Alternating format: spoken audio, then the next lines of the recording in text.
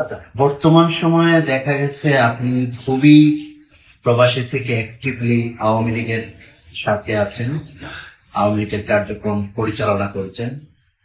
আপনার যেটা হচ্ছে গিয়ে যে প্রশ্নটা আমি রাখতে চাই যে জুম ব্রিগেড বিষয়টা আসলে কি? আপনি কেন জুম মিটিংটা মানে প্রতিষ্ঠিত করছেন কিংবা 24 ঘন্টা এটা চালু রাখছেন? বাংলাদেশের 5ই আগস্টের যে জঙ্গি এবং মৌলবাদের যে উত্থান হয়েছে, এই জঙ্গিবাদ, মৌলবাদ এবং সন্ত্রাসবাদের উত্থানের পরে বাংলাদেশের মানুষের যে গণ অধিকার, যে স্বাধীনতা বা সংবাদপত্রের অধিকার কিংবা বাক স্বাধীনতা, এটা একেবারেই নিষিদ্ধ করা হয়েছে আওয়ামী লীগের দলীয় নেত্রী, নেতা, সমর্থকদের জন্য, তৃণমূলের নেতাকর্মী যারা ক্ষমতায় ছিলেন তাদের, এবং বিশেষ করে যে ইন্ডিপেন্ডেন্ট রিসার্চের মাধ্যমে যেটা আসছে যে আওয়ামী লীগের 20,000-এর উপরে নেতাকর্মীকে হত্যা করা হয়েছে এবং কেউ জয় বাংলার স্লোগান দিলে তাদেরকে পিটিয়ে হত্যা করা হচ্ছে। যারা ছাত্রলীগের নেতা কর্মী বা ছাত্রছাত্রীর সমর্থক স্কুল কলেজ বিশ্ববিদ্যালয়ে গেলে তাদেরকে পিটিয়ে তাদেরকে সেখানে অ্যাসল্ট করা হচ্ছে। জাহাঙ্গীরনগর বিশ্ববিদ্যালয়ে ছাত্রলীগকে হত্যা করা হয়েছে, রাজশাহী বিশ্ববিদ্যালয়ে হত্যা করা হয়েছে, ঢাকা বিশ্ববিদ্যালয়ে হত্যা করা হয়েছে এবং বাংলাদেশ ছাত্রলীগের সোনালী অতীত ইসহাক আলী খান পান্নাকে হত্যা করা হয়েছে।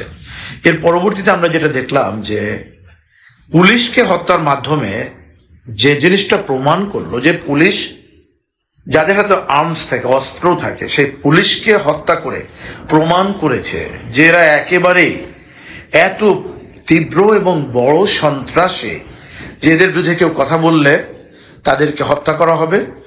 যে কারণেই আর কোনো বাক স্বাধীনতা নাই, কোনো মিডিয়া নাই, electronics media, print media, TV media, কোথাও আওয়ামী লীগের পক্ষে গণ এবং জন যারা রয়েছে তৃণমূলের, তাদের কথা বলার মতো কোনো সুযোগ সুবিধা ছিল না। যে কারণেই জয় বাংলা জুম ব্রিগেড এবং তারই ধারাবাহিকতায় জয় বাংলা ব্রিগেড আমরা তৈরি করেছি। সারা বাংলাদেশের 64 জেলার মানুষ জয় বাংলা ব্রিগেডে সংযুক্ত, সম্পৃক্ত এবং সারা বাংলাদেশকে আমরা 12টি ব্রিগেডে বিভক্ত করেছিলাম। তারপর আরো 3টি ব্রিগেডকে আমরা একসাথে সংযুক্ত করেছি। আজ অবধি ডিসেম্বর 1 যুক্তরাষ্ট্র এবং ডিসেম্বর 2 বাংলাদেশ, 2024 অবধি 15টি ব্রিগেড রয়েছে আমাদের। এইসব ব্রিগেড কি মানে মানে এখানে কি মেজর পর্যায়ে কেউ আছেন? বলতে মেজর বলতে আমরা কিভাবে মেজরকে সামলাইতে পারি? আমাদের ব্রিগেডগুলোতে যারা দায়িত্বপ্রাপ্ত রয়েছেন বা সহকারী রয়েছেন, আমাদের মাঝে মেজর রয়েছেন, দায়িত্বপ্রাপ্ত মেজর, সেখানে আরো সহকারী মেজর রয়েছেন, কর্নেল রয়েছেন, ক্যাপ্টেন রয়েছেন, কমান্ডার রয়েছেন।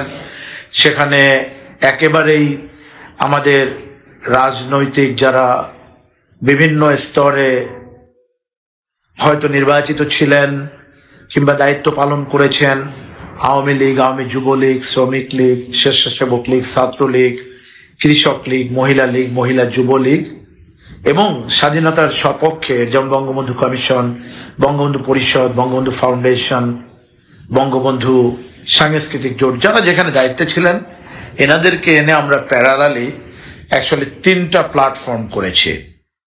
একটা প্ল্যাটফর্ম, যে প্ল্যাটফর্মটা আমরা বাংলাদেশের 5ই আগস্টের যে জঙ্গি আক্রমণ হয়েছে এবং আজকের জামাত ইসলামের সভাপতি যিনি নিজেই বলেছেন 71 সালে তারা আসলে পাকিস্তানের পক্ষে ছিল, বাংলাদেশের পক্ষে ছিল না।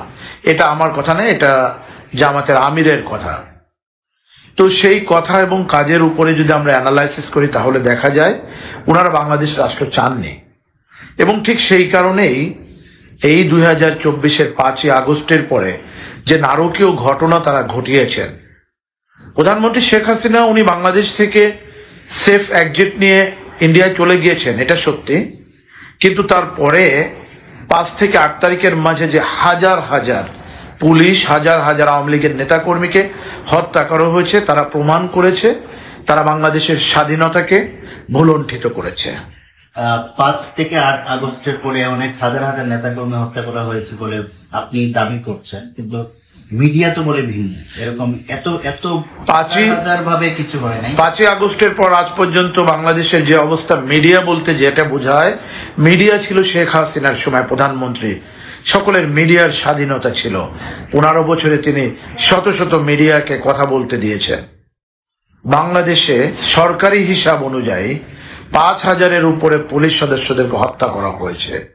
আমাদের কাছে ইন্ডিপেন্ডেন্ট যে স্টাডি রয়েছে, ইউনাইটেড নেশনস জাতিসংঘের স্টাডি রয়েছে, অ্যামনেস্টি ইন্টারন্যাশনাল এবং ইউনাইটেড নেশনস হিউম্যান রাইট কাউন্সিলের যে স্টাডি রয়েছে, সেখানে প্রায় 12,000-এর উপরে পুলিশ সদস্যদেরকে হত্যা করা হয়েছে। এগুলা কি বাইরের যে এগুলো জাতিসংঘ বলেন, অ্যামনেস্টি ইন্টারন্যাশনাল বলেন, তারাই ইয়ে করছে? এটা তাদের ডাটাবেস থেকেই তাদের সাথে আমরা আলাপ করেছি, পর্যালোচনা করেছি, এবং সেখানে বাংলাদেশ পুলিশের 2,70,000 পুলিশ সদস্য রয়েছে। এই 2,70,000 পুলিশ সদস্যদের মধ্য থেকে প্রথমে 1,50,000, 1.5 লক্ষ পুলিশ সদস্য তারা কর্মস্থলে যোগদান করেছেন।